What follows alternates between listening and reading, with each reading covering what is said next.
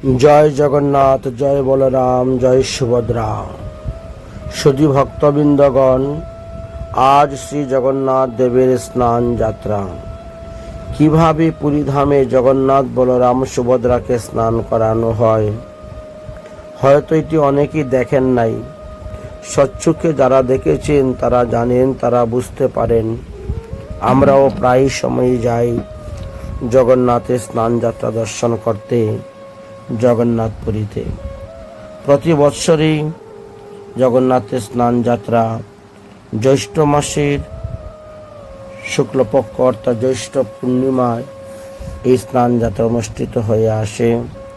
সত্যযুগ থেকেই চলে আসতেছে, বহু বৎসর ধরে এই জগন্নাথের লীলা চলে আসতেছে। জগন্নাথের স্নান যাত্রা, জগন্নাথের রথযাত্রা, জগন্নাথের নৌকা বিলাস যাত্রা ইত্যাদি ইত্যাদি অনেক আছেন। ভগবানের 12 মাসে 12 প্রকার যাত্রা হইয়া থাকে। তার মধ্যে জ্যৈষ্ঠী মাসে স্নান যাত্রা এবং আষাঢ় মাসে রথযাত্রা, এই দুটি আমাদের প্রসিদ্ধ। যাই হোক, শাস্ত্রে বলছেন, দুলেচ দুল গোবিন্দ, চাপেচ মধুসূদনম, রথেচ বামনম দৃষ্টা পুনর্জন্ম ন বিদ্যতে। জগন্নাথকে দর্শন করলে, জগন্নাথের স্নান করালে, জগন্নাথের রথযাত্রা রথের দড়ি ধরে টানলে যে কী লাভ হয়, সেই বিষয়ে আমরা এর আগে অনেকবারই আস্বাদন করিয়াছি। এবারও আমরা জগন্নাথের রথযাত্রা উপলক্ষে অনেক তত্ত্বকথাই আলোচনা করিয়াছি। সুধী ভক্তবৃন্দগণ, জগন্নাথ হলেন দ্বারব্রহ্ম ভগবান রূপে আমাদেরকে কৃপা করার জন্য এই ভূমণ্ডলে এসেছেন। এবার 2026 খ্রিস্টাব্দে জগন্নাথের স্নান যাত্রা পড়েছে 29 জুন 2026 খ্রিস্টাব্দ সোমবার। ভক্তবৃন্দগণ মনের আনন্দে জগন্নাথকে স্নান করিয়েছেন। আমরাও জগন্নাথকে স্নান করাচ্ছি। জগন্নাথে স্নান করাবার সেই সময় বা সুযোগ পেয়েছিলাম। যাই হোক, আজকে হইতে 15 দিন আমরা জগন্নাথকে দর্শন করতে পারব না। রাজা ইন্দ্রদ্যুম্নকে জগন্নাথ দেব কৃপা করেছিলেন। রাজা ইন্দ্রদ্যুম্ন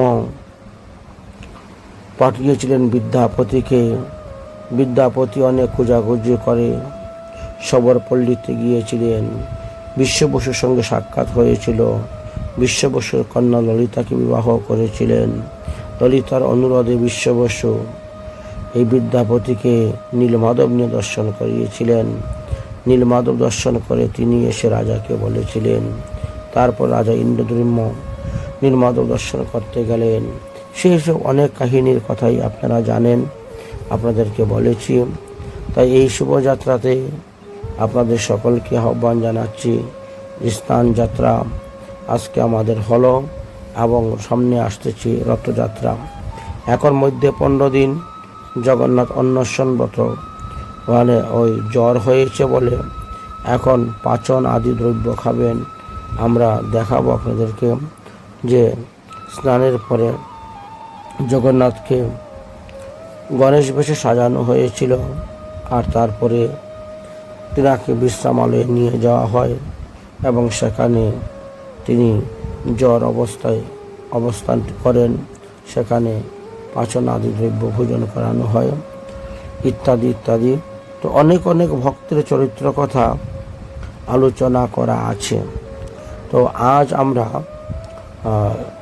দিল্লির একজন ভক্ত ছিলেন পরমেশ্বর দর্জি, তিনার জীবনী কথা এখানে শোনাব।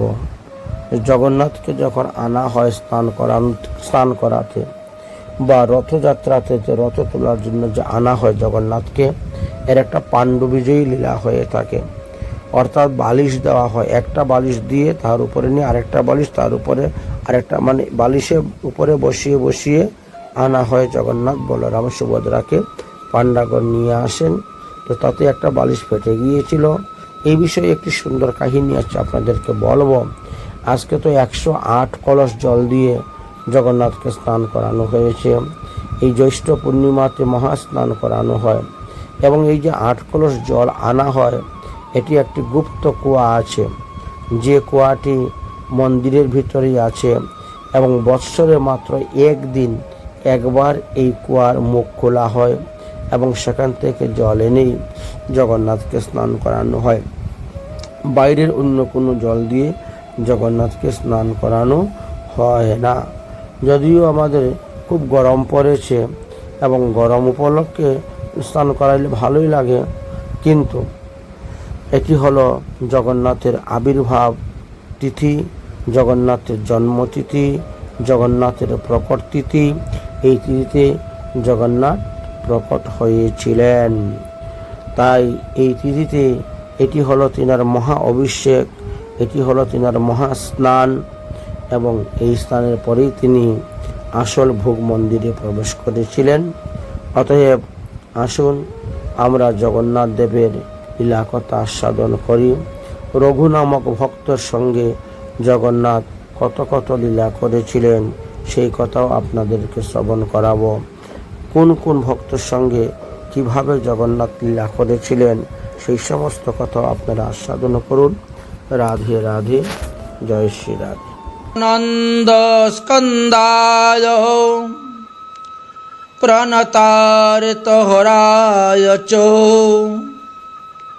নীলাচল নিবাসায় জগন্নাথায় তে নমঃ। জগন্নাথের এক ভক্তর নাম পরমেষ্টি দর্জি ছিল। এই দর্জি বাড়ি দিল্লিতে ছিল। তিনি প্রতি বৎসরই জগন্নাথের রথযাত্রা দর্শন করার জন্য যেতেন। তিনার পিঠের মধ্যে একটা কুচ ছিল।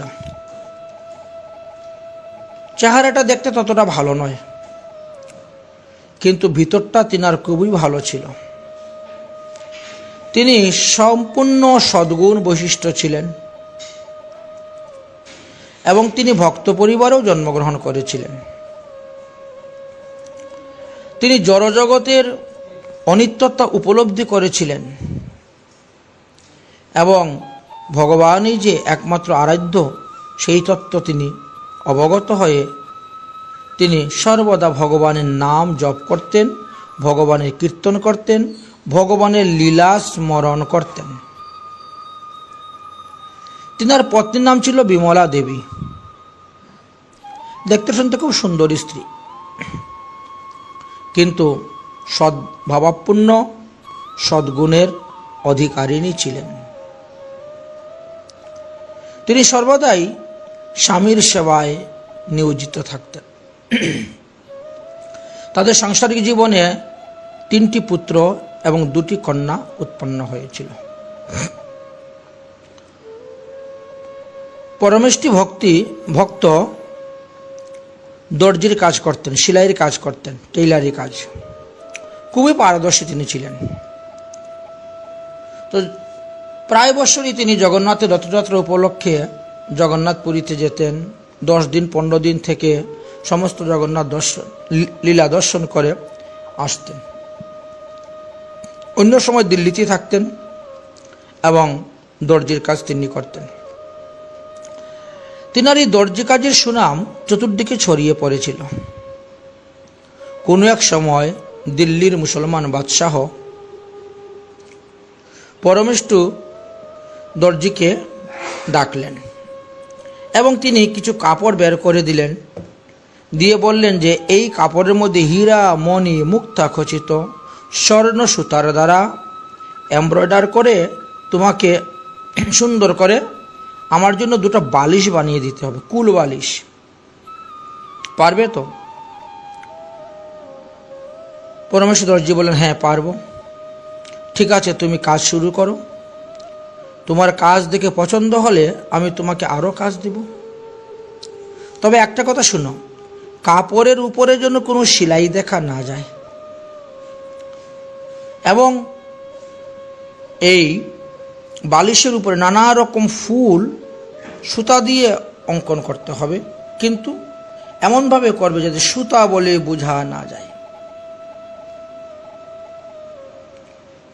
আমি তোমাকে যথেষ্ট পারিতোষিক দান করব। পরমেষ্ঠী দর্জি তখন সেই কাপড় নিয়ে আসলেন। বাড়িতে এনে তিনি রাজার জন্য বালিশ তৈরি করার জন্য প্রস্তুত হলেন। এত সুন্দর কাপড় দর্শন করে তিনি মনে মনে চিন্তা করেন, এই কাপড়টা যদি আমি আমার জগন্নাথকে অর্পণ করতে পারতাম, পরাতে পারতাম, না জানি জগন্নাথ কত খুশি হতেন, দেখতে কত সুন্দর লাগত। এই কাপড় থেকে অপূর্ব সুঘ্রাণ বেরোচ্ছে। বাস্তবে তো এরকম কাপড় জগন্নাথেরই উপযুক্ত। তিনি এইভাবে ভাবতে ভাবতে তিনি এই রাজার জন্য বালিশ তৈরি করতে শুরু করেছেন। এদিকে দেখতে দেখতে জগন্নাথের রথযাত্রা উপস্থিত হয়েছে। যেদিন জগন্নাথ রথে উঠবেন, তো মন্দির থেকে রথ পর্যন্ত জগন্নাথকে যে নিয়ে আসা হয়, এটাকে পাণ্ডবিজয়ী বা পাহান্ডি বিজয়ী বলা হয়। এই অনুষ্ঠানকে এইভাবেই পরিচিত। পরমেশ্বর দর্জি তিনি বালিশ তৈরি করেছেন। একটা বালিশ তৈরি হয়ে গেছে, আরেকটা বালিশ তৈরি করতেছেন, আর জগন্নাথের সেই লীলা তিনি চিন্তন করতেছেন। পরমেষ্ঠী দর্জি জগন্নাথের সেই লীলা চিন্তন করতে করতে করতে করতে যেন তিনি সাক্ষাৎ উড়িষ্যাতে পৌঁছে গেছেন, জগন্নাথ মন্দিরের সামনে পৌঁছে গেছেন, এবং তিনি সাক্ষাৎ দেখতে পাচ্ছেন জগন্নাথের এই পাহান্ডু বিজয়ী লীলা। সাক্ষাৎ তিনি দেখতে পাচ্ছেন। সব ভক্তরা জগন্নাথকে টেনে টেনে নিয়ে আসতেছেন। তো এই লীলাতে কি হয়, দুটা বালিশ রাখা হয়।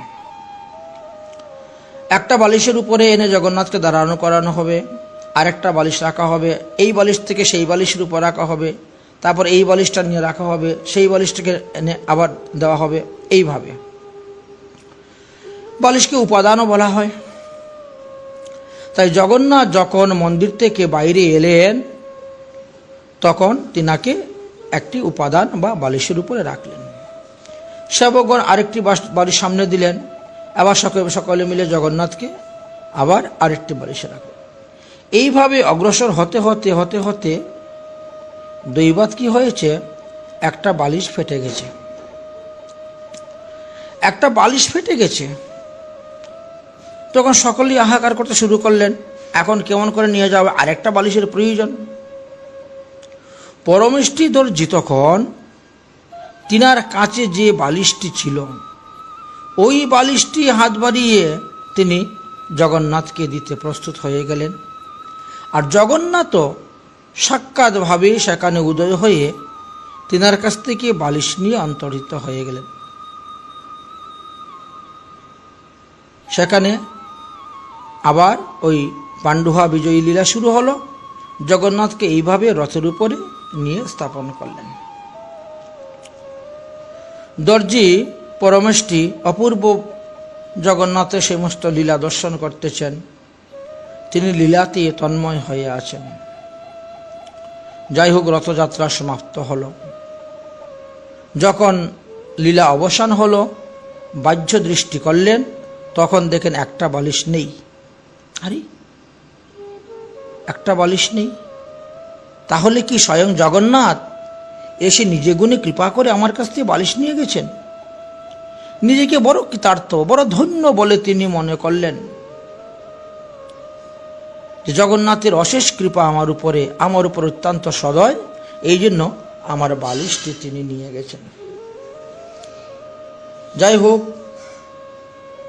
পরমেশ্বর দর্জি দ্বিতীয় বালিশটি তৈরি করা শেষ হতে না হতেই বাদশাহের আদেশে দুইজন প্রহরী এসে উপস্থিত হলো।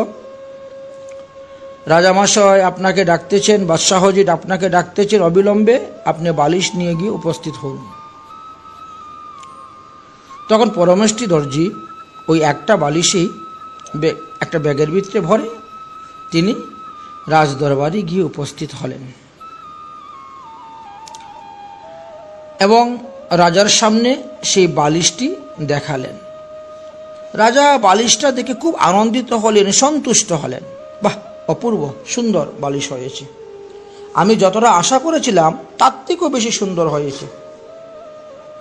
ঠিক আছে, তো আমি তো আপনাকে দুটা বালিশের কথা বলেছিলাম, তো একটা বালিশ আপনি এনে দিলেন, আর একটা বালিশ আপনি কবে প্রস্তুত করে দিবেন? পরমেশ্বর দর্জি চুপ হয়ে গেলেন। কি ব্যাপার, আপনি কথা বলছেন না কেন? আপনার বালিশের যতটা প্রয়োজন, ততটা কাপড়, ততটা দ্রব্য, ততটা সব কিছু আমি দিয়েছি। দুটা বালিশের আমি অর্ডার দিয়েছি, অথচ আমার কাছে একটা বালিশ দিয়েছ, আর একটা বালিশ কবে দিবে?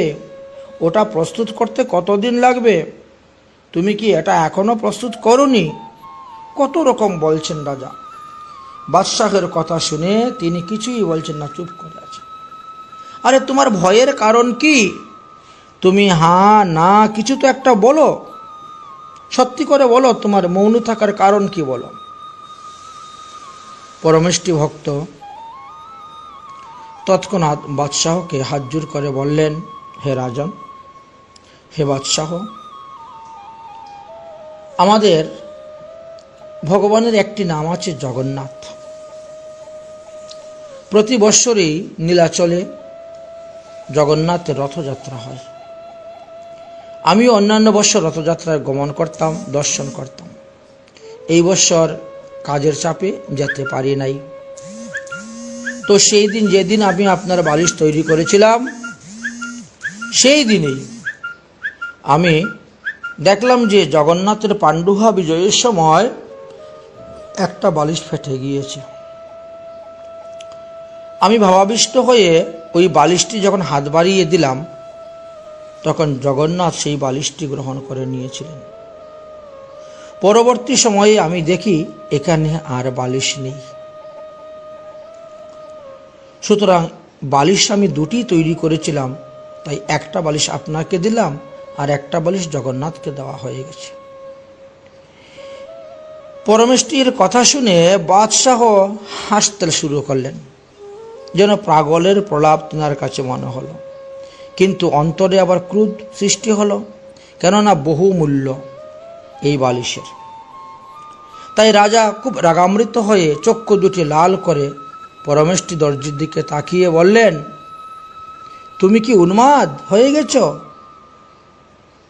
তোমার মস্তিষ্ক ঠিক আছে তো? তুমি কার সামনে দাঁড়িয়ে কি কথা বলতেছ বুঝতে পারতেছ তো?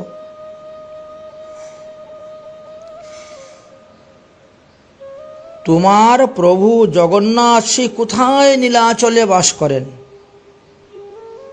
আর তুমি কোথায় দিল্লিতে বাস করতেছ? আচ্ছা, সে কত শক্তিমান যে ওখান থেকে হাত লম্বা করে তোমার কাছ থেকে বালিশ নিয়ে চলে গেল, বা ওখান থেকে এসে তোমার কাছ থেকে বালিশ নিয়ে চলে গেল। ওখান থেকে আসতেই তো দুদিন লাগে, যেতে দুদিন লাগে, তাহলে এত 2-4 মিনিটের কথা নয়। কিভাবে এটা সম্ভব হবে? নিশ্চয়ই তুমি এই বালিশটি বহুমূল্যে অন্য কোথাও বিক্রি করে দিয়েছ, আর এখন তুমি তোমার ঠাকুরের কথা বলতেছ। কারণ দিল্লি থেকে শ্রীক্ষেত্র তো বহুদূর।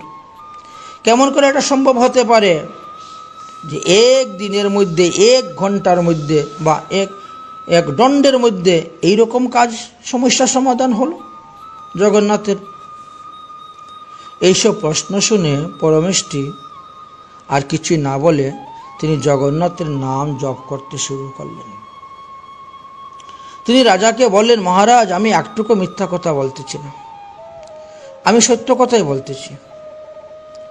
মৃত্যু ভয়ে বা প্রাণদণ্ডের ভয়ে আমি এরকম মিথ্যা কথা বলছি না। আমি একেবারে যা ধ্রুব সত্য আমি তাই বলছি। কারণ জগন্নাথ হলেন দারুব্রহ্ম ভগবান। তিনি আমাকে যেমন দর্জি বানিয়েছেন, আপনাকে তেমনি রাজা বানিয়েছেন, বাদশাহ বানিয়েছেন। ইনি অকর্তব্যকে কর্তব্য করতে পারেন, কর্তব্যকে অকর্তব্য করতে পারেন।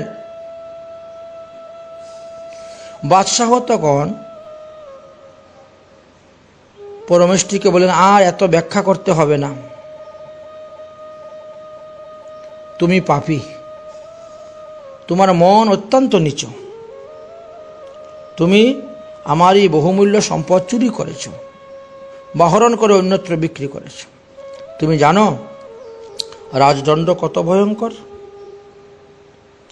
আমি যদি ইচ্ছা করি তোমাকে এখনই মৃত্যুদণ্ড দিতে পারি।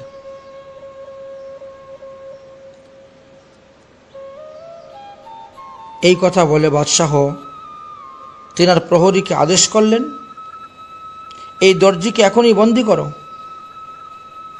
এবং তাকে কারাগারে ঢুকিয়ে 2 হাতে 2 পায়ে লোহার শিকল বেঁধে রেখে দাও। 1 ফোঁটা জল পর্যন্ত খেতে দিবে না। অনাহারে কারাগারে থাকতে থাকতে সে মারা যাক। দেখব কিভাবে এসে তোমার প্রভু জগন্নাথ তোমাকে রক্ষা করেন। তুমি যদি জগন্নাথের প্রিয় ভক্ত হয়ে থাকো আর জগন্নাথকে তুমি বালিশ দিয়েছ, জগন্নাথ বালিশ নিয়ে গিয়েছেন, তাহলে অবশ্যই তোমাকেও জগন্নাথ রক্ষা করতে আসবেন, প্রমাণিত হয়ে যাবে। রাজার আদেশে প্রহরীরা তিনাকে ধরে কারাগারে নিক্ষেপ করলেন। বড় বড় লোহার বেড়ি দিয়ে হাত পাকে বন্ধন করে অনাহারে ফেলে রেখে দিলেন। পরমেষ্ঠী দর্জি বিন্দুমাত্র দুঃখ প্রকাশ করলেন না। তিনি জগন্নাথের প্রার্থনা করতে শুরু করলেন, জগন্নাথকে স্তুতি ভক্তি করতে শুরু করলেন। হে ভাবগ্রাহী জনার্দন, হে দয়াময় হরি, তুমি আমার প্রতি প্রসন্ন হও, তুমি আমাকে দয়া করো, তুমি আমাকে এই বাদশার হাত থেকে রক্ষা করো। হে কমললোচনে, এই জগৎ সকল তোমারই রক্ষক, তুমি যদি রক্ষা না করো তাহলে সে কখনো নিজেকে রক্ষা করতে পারবে না। এইভাবে নানা প্রকার প্রার্থনা পরমেষ্ঠী করতে শুরু করলেন আর ভগবানের দিব্য নাম জপ করতে শুরু করলেন। করতে করতে করতে করতে তিনি নিদ্রিত হয়ে পড়ে গেলেন। যখন গভীর নিদ্রা তখন আসলো, তখন ভগবান জগন্নাথ স্বপ্ন যুগে এসে উপস্থিত হয়েছেন। পরমেষ্ঠী দেখতে পাচ্ছেন চতুর্ভুজ মূর্তিধারী শ্রী ভগবানকে। তিনি ঘুমের ঘরে থেকেই যেন ভগবানের সঙ্গে কথা বলতেছেন, ভগবানও তার সঙ্গে কথা বলতেছেন। শ্রী জগন্নাথ তো অন্তর্যামী, তিনি পরমাত্মা রূপে সকলের হৃদয়ে আছেন, অর্থাৎ পরমেষ্ঠী দর্জির হৃদয়েও আছেন, তিনি সব অবগত। জগন্নাথ পতিত পাবন রূপে প্রসিদ্ধ, তাই তিনি তার ভক্তের দুর্দশা সহ্য করতে পারলেন না। তিনি মুহূর্তের মধ্যে দিল্লিতে পৌঁছে গেলেন আর পরমেষ্ঠী দর্জিকে যেখানে আটক করে রাখলেন সেই কারাগারে প্রবেশ করলেন।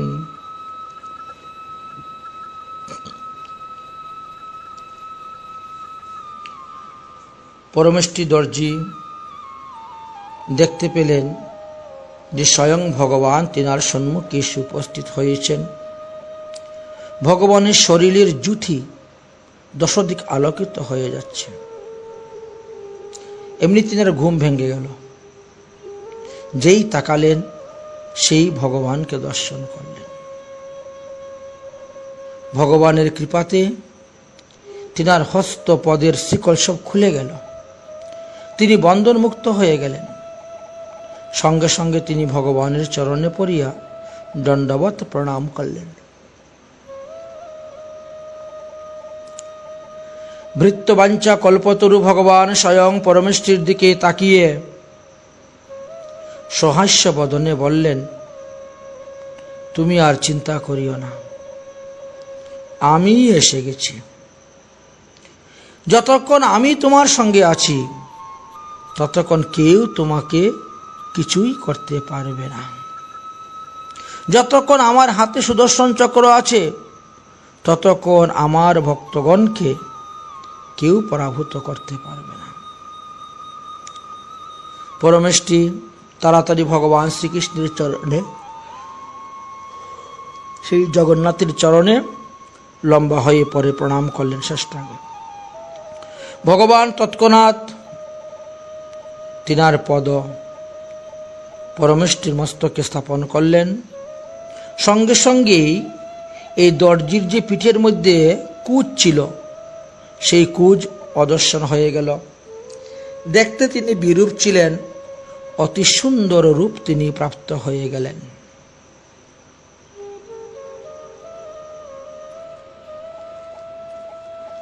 ভগবান বললেন, তুমি চিন্তা করো না, আমি অতি শীঘ্রই তোমাকে এখান থেকে উদ্ধার করব।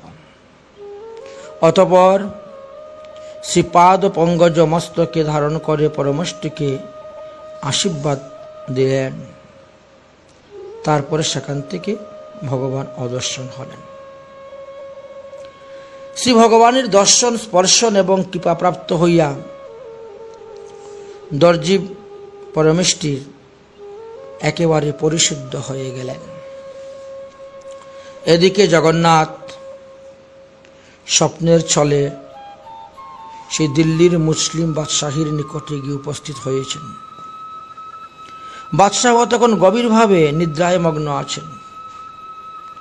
তিনি স্বপ্ন দেখতেছেন সাক্ষাৎ জগন্নাথ তার নিকটে এসে আবির্ভাব হয়েছেন। বাদশাহকে গালি দিচ্ছেন, অরে মূর্খ, অরে অজ্ঞ বাদশাহ, আমি তোমাকে এই গদ্দিতে বসিয়েছি, এই পদে বসিয়েছি, কিন্তু তোমার সেই বিষয়ে কখনো বোধ জ্ঞান নেই। তুমি আমার ভক্তকে দণ্ডদান দেওয়ার জন্য উপস্থিত হয়েছ, সামান্য একটা বালিশের জন্য।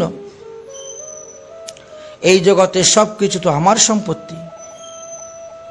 সে দর্জি তো আমার সম্পত্তি আমাকে ফিরিয়ে দিয়েছে, সে কি তোমার পিতার সম্পত্তি আমাকে ফিরিয়ে দিয়েছে? এখন আমি তোমাকে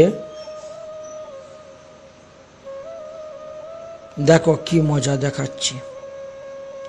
যদি তুমি আমার ভক্তকে কারাগার থেকে মুক্ত না করো, তার পাদতলে পরে যদি ক্ষমা ভিক্ষা না চাও, তাহলে তোমার বংশ আমি নির্বংশ করে দিব। স্বপ্নেতে এইভাবে কটুকথা বলে তাকে ভয় দেখাতে শুরু করলেন। তারপরে এই বাদশাহ স্বপ্নে দেখলেন জগন্নাথ একটা চাবুক হাতে নিয়ে তাকে প্রহার করতে শুরু করেছে। কিছুক্ষণ প্রহার করার পরে জগন্নাথ সেখান থেকে অন্তর্ধান হয়ে গেছেন। এইভাবে প্রবল চাবুকের আঘাত পেয়ে বাদশাহ অত্যন্ত বেদনা অনুভব করতে লাগলেন এবং তিনার ঘুম ভেঙে গেল। তিনি সরবে চিৎকার করে উঠলেন। তিনি ভাবলেন এটা কেবলই একটা দুঃস্বপ্ন হবে, কিন্তু যখন গায়ের দিকে তাকালেন তখন সেই চাবুকের দাগ, সেই চিহ্নগুলা দেখতে পেয়ে তিনি বিস্মিত হয়ে গেলেন। উপলব্ধি করতে শুরু করলেন যে এর ব্যতিক্রম কি হতে পারে। ভেবে চিন্তে কোনো কুল কিনার পাচ্ছেন না। এইবার তিনি বুঝতে পারলেন এটা স্বপ্ন নয়, সাক্ষাৎ কাজ হয়েছে। বাদশাহ ভয় পেয়ে গেলেন। ভয় পেয়ে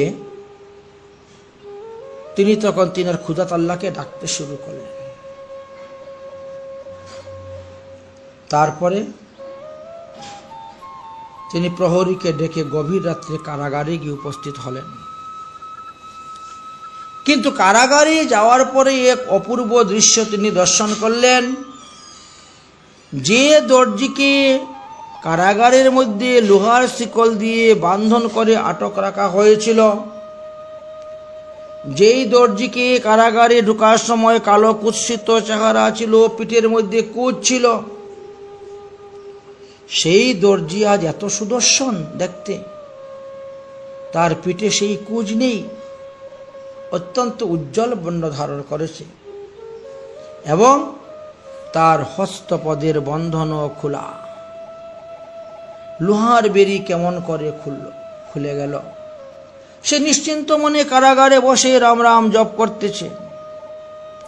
ভয় ভীতি বলতে তার ভিতরে কিছুই নেই। বাদশাহ তখন বুঝতে পারলেন যে এ ঈশ্বরের ভক্ত, ঈশ্বর তাকে রক্ষা করতেছে। তাই বাদশাহ দৌড়ে গিয়ে তিনাকে জড়িয়ে ধরে আলিঙ্গন করলেন। গভীর বিনয় সহকারে কারাগার থেকে মুক্ত করে স্নান করিয়ে শরীরে চন্দন আদি লেপন করে বাদশাহ তিনা নিজের বাড়িতে নিয়ে গেলেন। অতি আদরের সহিত তার সেবা যত্ন করলেন। করে তিনি একটি হাতির পিঠের মধ্যে বসিয়ে সমস্ত দিল্লিটি ঘুরালেন এবং জগন্নাথের ভক্ত পরমেষ্ঠীর জয়গান কীর্তন করলেন। পরবর্তী সময়ে বাদশাহ পরমেষ্ঠীর প্রাসাদে গিয়েছিলেন এবং বহুমূল্য দ্রব্য তিনি দান করেছিলেন এবং রাজাও অত্যন্ত কৃতার্থ হয়ে গিয়েছিলেন। দর্জি পরমেষ্ঠী নির্বিঘ্নে জগন্নাথের পূজা করতে করতে বৃদ্ধ হলেন এবং দেহ অবসানে তিনি ভগবত ধামে প্রস্থান করলেন। এই হল সেই দর্জির মহিমা। তৎসঙ্গে আরো এক ভক্তের মহিমার কথা বর্ণন করব। সুধী ভক্তবৃন্দগণ, আজ হইতে 15 দিন পর্যন্ত জগন্নাথের দর্শন করা যাবে না, কারণ জগন্নাথ অনবসর লীলাতে আছেন। জগন্নাথ, বলরাম, সুভদ্রার 3 জনেরই জ্বর লীলা শুরু হয়ে গেছে। তাই মাথার মধ্যে পট্টি দেওয়া হয়েছে, গায়ের মধ্যে বড় কম্বল চাদর উড়িয়ে দেওয়া হয়েছে। এইভাবে তারা পালঙ্কে শয়ন করে করে এই 15 দিন যাবৎ তারা অসুস্থ লীলার অভিনয় করে থাকবেন। ভক্তদেরকে দর্শন দিবেন না। মহাপ্রভু জগন্নাথের দর্শন না পাওয়ার কারণে তিনি আলালনাথে চলে গিয়েছিলেন এবং আলালনাথে গিয়ে বেশ কিছুদিন অবস্থান করেছিলেন। তারপরে ভক্তবৃন্দগণ জগন্নাথপুরী হইতে আলালনাথে যান, সেখান থেকে মহাপ্রভুকে নিয়ে আসেন ইত্যাদি অনেক অনেক লীলা তত্ত্বকথা আলোচনা করা আছে। আমরা ক্রম অনুসারে সেই সমস্ত লীলা কথা আস্বাদন করব। আজ আমরা জগন্নাথের স্নান যাত্রা, জগন্নাথের আবির্ভাব, নীলমাধবের কথা, ইন্দ্রদ্যুম্ন রাজার কথা, বিশ্ব বসুর কথা, বিদ্যাপতি ব্রাহ্মণের কথা, ললিতার কথা ইত্যাদি ইত্যাদি অনেক লীলা কথাই আমরা আস্বাদন করেছি। আজকের 2টি ভিডিও আমরা ছেড়েছি, তাই এই 2টির মধ্যেই আপনারা জগন্নাথ সম্পর্কে অনেক কিছু জানতে পারবেন। গতকালকেও আমরা জগন্নাথ সম্পর্কে অনেক তত্ত্বকথাই আলোচনা করেছি স্কন্দ পুরাণ হইতে, আর আগামীকালকেও আবার জগন্নাথ লীলা সম্পর্কে আলোচনা করা হবে। আজকের মতন জগন্নাথ লীলা কথা আমাদের এখানে বিশ্রাম। জয় জগন্নাথ, জয় বলরাম, জয় সুভদ্রা मैया की जय। নীলাচল নিবাসায় নিত্যায় পরমাত্মনে বলভদ্র সুভদ্রাভ্যাম জগন্নাথায়তে নমঃ। জয় জগন্নাথ, জয় বলরাম, জয় সুভদ্রা, জয় নীলাচল ধাম, জয় পুরুষোত্তম ক্ষেত্র, জয় পুরুষোত্তম ক্ষেত্র সমস্ত ভক্তবৃন্দগণ, বৈষ্ণবগণ, জয় মহাতীর্থ সমুদ্রদেব, জয় সিদ্ধ বকুল, জয় হরিদাস ঠাকুরের সমাধিস্থান, জয় স্বর্গদ্বার, জয় গৌর গম্ভীরা, জয় রাধাকান্তনাথ জিউ, জয় আলালনাথ, জয় সাক্ষী গোপাল, জয় হোক ইন্দ্রদ্যুম্ন সরোবর, নরেন্দ্র সরোবর, মার্কেন্ডীয় সরোবর। রাধে রাধে। জয় শ্রী জগন্নাথ দেব কি জয়।